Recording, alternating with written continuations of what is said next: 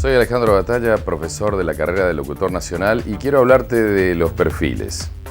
¿De qué hablamos cuando hablamos de perfiles? Son las distintas vetas que podemos desarrollar como profesionales una vez asimilados los conceptos y las herramientas necesarias para poder tanto modular la voz como encarar a los personajes diferentes de una historieta, de un acting publicitario, de un doblaje.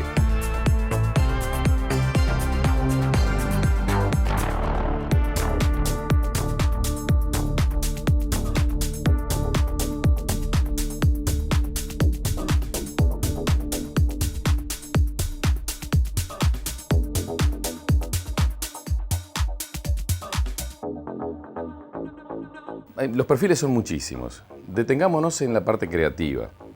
Creatividad supone para un locutor la posibilidad de adaptar su voz a un personaje ficticio creado por un creativo publicitario y que es capaz no solamente de ponerle la impronta que ese creativo deseó, sino también de darle carácter.